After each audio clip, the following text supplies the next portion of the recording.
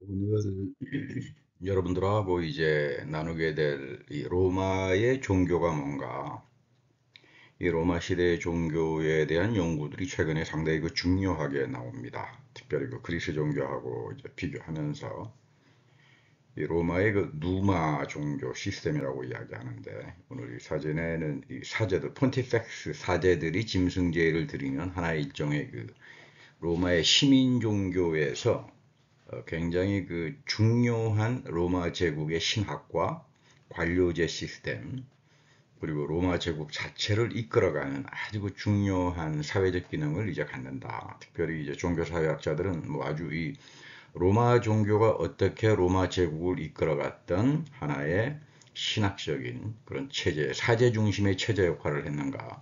그런데 많은 이제 관계들을 두게 됩니다.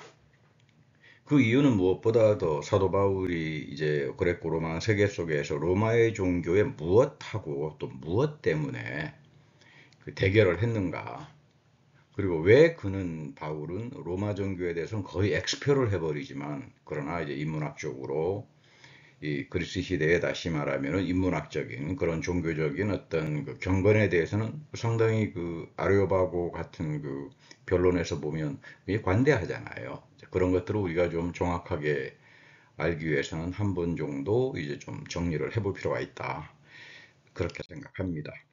그러니까 로마의 제2종교는 흔히 누마의 제2종교다. 이 누마는 이 로마가 공야제로 이용하기 전에 뭐 한 700년, 기원전 7, 800년 될까요? 그때 이제 뭐 어떤 부족의 왕으로 이제 추정을 합니다만은, 이 누마라고 하는 사람이 이제 로마의 종교 시스템을 확립한 사람이다. 그 특징이 뭐냐 하면 이 교리나 믿음하고는 전혀 상관이 없어요. 중요한 건 사제입니다. 폰티펙스. 그러니까 우리 무당처럼 어떤 사제들이 이제 등장하면서 짐승제의나 어떤 제의수행을 이제 관장을 합니다.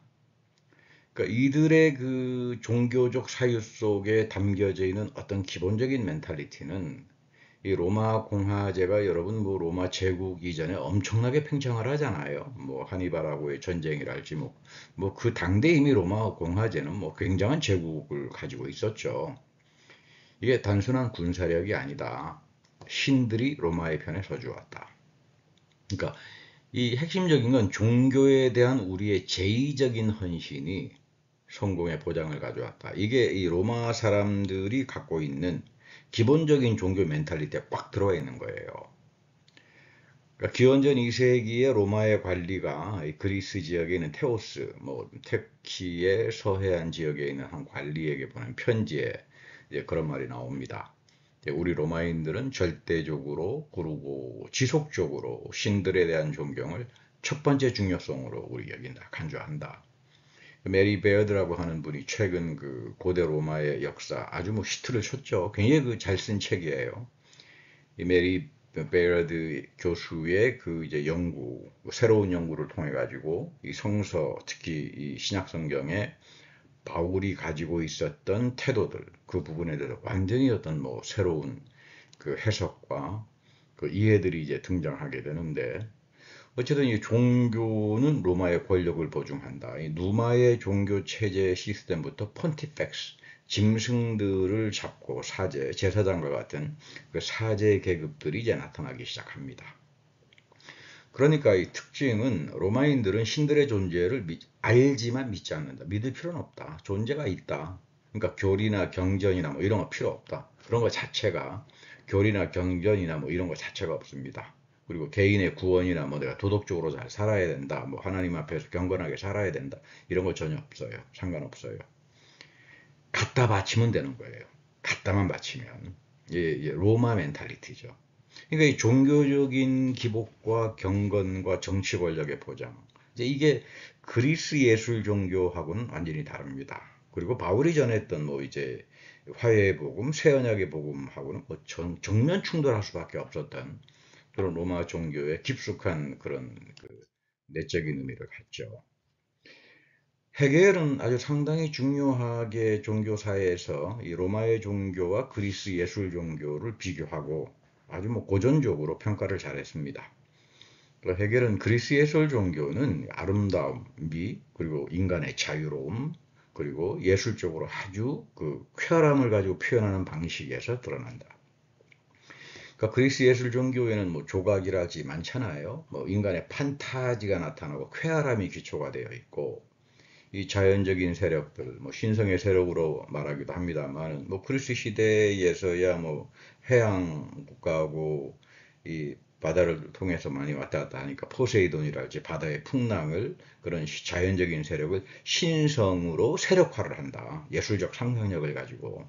그리고 정신 세계로 고양하면서 신들을 사실은 그리스 사람들은 지배했다, 이렇게 볼 수 있는 거예요. 정신적인 세계로 고양하면서 자신들의 문화에 아주 그 중요한 구성성분을 가지고 있다.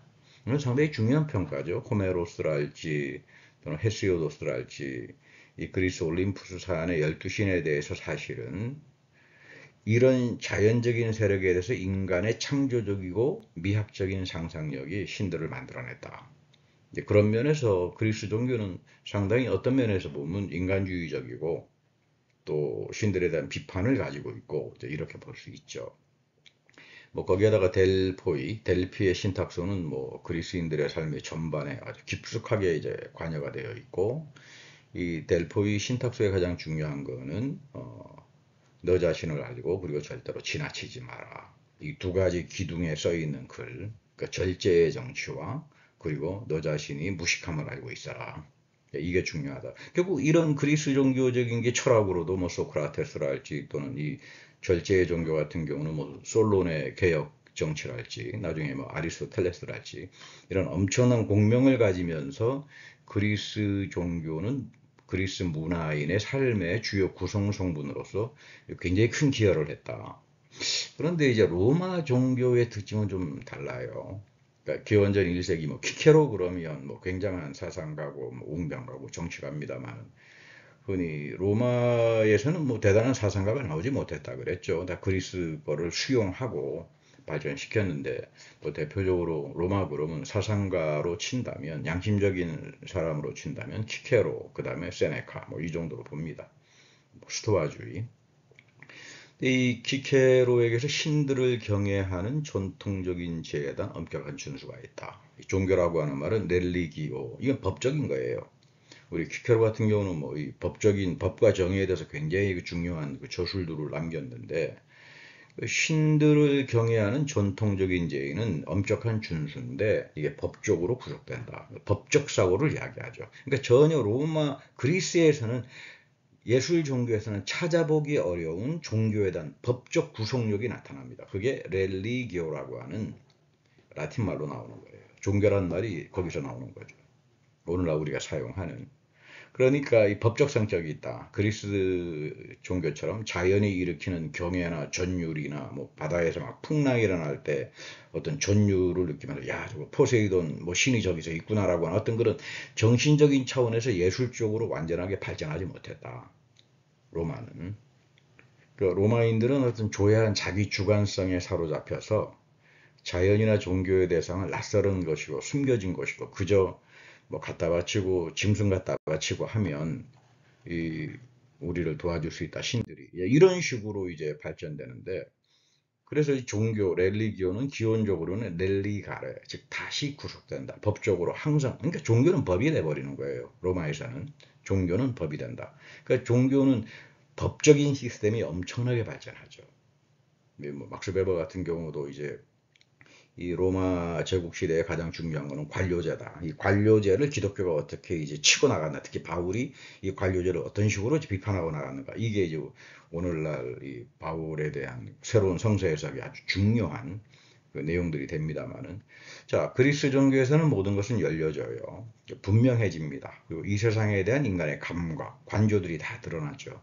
뭐 제우스랄지 헬라신이랄지 뭐 바람도 피고 사랑도 하고 에로스랄지 뭐 이런 뭐 감각과 간조에서 그냥 뭐 신과 인간이 뭐 다를 필요가 없어지는데, 로마인들은 그렇지 않아요. 이 객관적인 현상 안에 어떤 숨겨지고 비밀스러운 제의적인 것이 있다. 그러나 종교적인 전율이랄지 이런 건 없고, 뭐 영원한 신적인 본성에 대한 어떤 철학적인 반성이랄지 뭐 이론적 관조도 찾아보기 어려워요. 특별히 그 스토아주의적인 그런 영향 때문에 뭐 스토아주의라고 하는 건 보편주의잖아요. 모든 동등성을 가지고 이성이 세계 지배를 하는 이성, 이 세미널 리즌이라고 하는데 로고스 시아논이다. 로고스의 씨앗이 모든 우주의 편만에 있다. 이제 이런 게 스토아주의에서 상당히 중요하게 로마로 넘어오면서 그 그리스의 스토아주의가 장악을 했기 때문에 뭐 어떤 뭐 신적인 본성에 대한 그리스 사람들처럼 철학적 반성이랄지 우리 뭐 아리스토텔레스만 하더라도 니코마키안 그 윤리를 보면 맨 마지막 장은 그 정치는 윤리적인 도덕적인 덕성을 갖춘 사람이 해야 되고 그리고 마지막 정치에서 은퇴하면 신에 대한 관조를 통해서 신적인 세계에 참여하는 자, 영적인 관조를 갖는 자들이다. 뭐 이런 식으로 이제 책이 결판 나는데 이미 뭐 로마에서는 이런 것들은 다 뒤집어져 버리고 맙니다. 그 양심의 주관성, 모든 삶의 형식에서 성스러운 맹세, 그리고 의무, 이거죠. 법적인 의무, 맹세. 이것이 정치관계나 가족, 특히 가부장. 가부장이 셀 수밖에 없죠. 가부장이 상당히 세집니다. 왜냐하면 가부장이라고 하는 것은 법적으로 엮어지기 때문에 이거 그 가부장이 갖고 있는 그 체계라고 하는 건 뭐 아주 그 우리가 흔히 생각하는 것처럼 그런 정도의 뭐 조선시대 때 가부장 이런 차원이 아니에요. 그 그런 가족 그리고 계약이나 종교제의에서 로마인들의 사회적 삶의 특징들이 잘 나타난다. 특히 법적 준수와 의무에서는 로마인들은 대단했습니다. 목숨을 걸었으니까. 근데 이런 게 그리스적인 것하고 다르고 로마 종교에서 로마인들의 그 태도들이 이제 나타나기 시작하는 거죠. 그런데 재미있는 건 로마의 귀족들과는 달리 평민들은 이런 시민 종교적 차원에 별다른 관심이 없었다. 오히려 무신론적인 태도를 가지고 있었다. 이게 이제 헤겔이 평가하는 아주 중요한 종교 철학입니다. 그러니까 이런 헤겔의 이 로마 종교의 평가는 사회학적으로 매우 중요하죠. 하층 계급이나 민중은 종교에 관심 없다. 오히려 귀족에서 신분제 사회로 이행하면서 종교는 사회적인 중산층에 자리 잡기 시작하는데 대중종교라고 하는 개념은 사실상 그 굉장히 이제 사회학적으로 이제 연구들이 되는데 아마 이런 면에서 보면 우리 그 조선에 있었던 동학이랄지 이런 쪽하고 이제 이 로마 시대로 들어오면서 종교의 발전이랄지 하나의 어떤 비교 사회학적인 이제 논구들이 좀 되면 참 좋겠다 그런 이제 생각을 좀 해봅니다. 이 로마 종교에서 수호자들은 이 공화제에서 여전히 군주제가 있었죠. 성스러운 군주제를 보호하고 산제들은 모든 성스러운 것을 관장하는데 이 최고의 사제가 펀티펙스 막시무스라고 이야기하죠. 펀티펙스 막시무스. 뭐 여러분들 많이 들어보셨잖아요. 지금 교황 이름에 붙어 있는 거예요. 최고의 권위를 갖죠. 최고의 사제가. 지배계급의 위험, 뭐 종교계 권력, 그리고 정치적인 시스템을 다 유지해준다. 종교가. 그러니까 이 종교 시스템에서 빠져나갈 수가 없어요. 로마는. 겉으로 보기에는 굉장히 관대한데 그 시스템 안에 들어오게 되면 다 수용이 되어 가지고 자기네 시스템 안에서 움직여지지 않으면 그런 틀에서만 종교 관행이 나오기 때문에 이런 알렉산드로스 그 대왕의 헬레니즘을 통해 가지고 이 서로 남의 종교를 인정해주는 어떤 그 헬레니즘적인 융합 어떤 그 문화는 거의 찾아보기는 사실 어렵습니다. 나중에 이런 그 누마 시스템이 로마 카톨릭의 사제 체제로 이제 이어집니다. 뭐 그렇다고 해서 오늘날 뭐 로마 카톨릭이 그런 뭐 사제 중심의 예, 뭐 과거의 이전 뭐 이런 것들은 아니 뭐 그런 건 아니고요. 뭐 카톨릭의 이제 2차 바티칸 공의화 이후에 뭐 상당히 많은 이제 개혁과 발전들을 이뤄왔기 때문에 뭐 그렇게 우리가 오해할 필요는 없습니다. 다시 말하면 로마인들의 유일한 관심은 신들과 로마의 관계를 선하게 유지한다. 그러려면 가장 중요한 건 제의수행이에요. 우리 구약에 보면 뭐 제사장들이 뭐 그 번제를 드리듯이 오직 제의수행. 이것이 로마의 성공과 번영을 보장한다. 번영, 마칠리아카 신학이라고 해요. 마칠리아카. 이 번영을 위해서. 이 기복이에요. 주술신앙이죠. 마칠리아카. 번영. 그래서 이제 이 제의수행은 광장의 제단이나 신전에서 짐승을 공개적으로 갖다 바치고 이런 짐승제사에서 사제는 제국의 칼렌다를 고안하고 해마다 드려지는 축제들에서 거룩한 날과 휴일들을 정합니다. 그래서 이 누마의 종교는 로마 제국의 신학의 중심뿐만 아니라 모든 칼렌다의 달력에 곳곳에 축제 공휴일로 기록이 되면서 로마인들이 전체가 법적으로 제의수행과 우상숭배를 해야 되는 그런 뷰로크라틱 시스템 안으로 들어와 있었던 거예요. 그러니까 바울은 모세의 토라와 성전 제의를 이방인을 위해서는 비판했지만 유대인들에게는 허락된 거고 자신도 준수합니다. 근데 이제 바울에게 있어서 메시아 정치의 핵심은 메시아가 오면 토라는 우리를 올가맸던 멍에에서부터 기쁨과 자유와 평화로 바뀐다. 이거 심찬토라라고 이야기하는 랍비 유대교의 가장 기본적인 사유인데, 그러니까 바울은 메시아가 오셨기 때문에 예수의 십자가 부활 속에서, 그러니까 이 토라는 유대인들에게는 주어지지만 이방인들에게는 멍해가 돼서는 안 된다. 심찬 토라의 기쁨이 있다. 바로 그 우리 복음서에서도 예수님께서 보면 오클레스랄지 암하레츠랄지 이런 그룹들 하고 식탁 공동체도 유지하고 그런 내용들이 나오잖아요. 그 배경이 뭐냐 하면 그 바울의 유대적 사유에 같이 맞물려 있어요. 메시아가 오셨는데 뭐 밀려나간 민중들하고 언제든지 그 토라의 율법의 족쇄에서부터 해방을 선언한다. 이제 그런 면에서 이 티슈 게마인샤프트라고 이야기하는데 식탁 공동체 또 이것들이 또 성만찬으로 또 이어지기도 하고요. 유월절의 그 제의로. 이제 이런 것 때문에 이제 바울이 철저하게 이제 로마 제국의 누마 종교 시스템과 관료제를 이제 비판하고 나가는데 이제 그게 이제 갈라디아서에서 이제 부딪히게 되는 거고 또 갈라디아서에 보면 안디옥 교회에서 그 베드로하고 쿠셔 음식 규정 때문에 엄청난 그 싸움과 논쟁이 이제 붙게 되는 게 바로 이런 배경 때문에 결국 이런 식으로 가다가는 복음은 다 사라지고 만다, 다 실종하고 만다. 여기에 이제 바울의 아주 단호한 복음에 대한 헌신과 투쟁이 이제 담겨져 있다. 이렇게 볼 수가 있습니다. 바울 당시의 유대교 성전절기는 이제 뭐 계절과 뭐 날들과 계절과 날들을 유월절과 욤키푸르 뭐 죄의 대사면이라고 합니다만은 이제 욤키푸르 죄의 대사면과 관련이 되지 갈라디아 문화처럼 어떤 그 이교적인 제의와는 상관이 없습니다. 그 우리 노이스너라고 하는 그 미국의 유명한 그 유대교 전문가입니다. 이분이 유대교에 대한 그 연구에 보면 바울 당시의 유대교 성전절기하고 바울이 비판했던 로마 시대 때의 이교제의를 잘 분석을 하는 분이세요. 거기 보면 흔히 이게 뭐 바울이 유대교의 어떤 성전제의랄지 이런 것들을 비판했다. 갈라디아서에서 그렇게 흔히 오해하는 성서학자들이 많은데 그거는 이 랍비 유대교 그 당시에 이제 그 토라와 이쪽에 유대교 안에서 드려지는 그 성전 정화제의 욤키푸르 또는 뭐 새해랄지 뭐 유월절이랄지 이런 부분에 대한 이제 깊은 연구를 하지 못하다 보면 마치 이렇게 착각하고 오해하는 그런 일들이 나타날 수가 있습니다. 우리 메리 베어드 교수세요.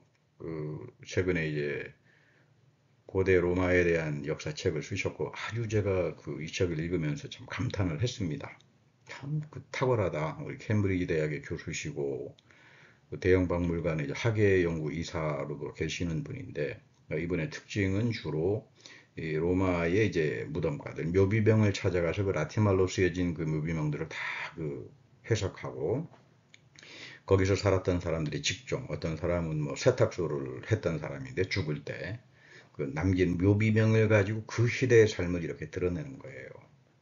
그러니까 그 보면은 사실 로마 시대 때 사도 바울의 복음과 이 초대 로마의 복음 운동이라고 하는 게 다 거기에 속하는 사람들이잖아요. 거기에 보면 그 70년 로마 그 저기 전쟁 이후에 끌려왔던 유대인들 거기서 이제 노예로 왔었지만 거기서 조금 성공해가지고 어떤 그 하층 그 직종을 가지고 살았던 사람들 그런 것들이 왜 중요하냐면은 오네시모하고 빌레몬의 그 사건이 이런 로마 시대의 역사 사회적인 조건 속에서 보면 아주 명쾌하게 그것이 갖고 있는 의미가 아주 명쾌하게 드러나는 겁니다. 차별 없는 공동체를 위해서 바울이 어떻게 갈라디아서에서 그 노예의 다시 말하면 자유를 위해서 그 헌신을 했는가 이런 것들이 아주 리얼하게 복음이 갖고 있는 그런 부분들 그런 맥락에서 이 그리스 종교와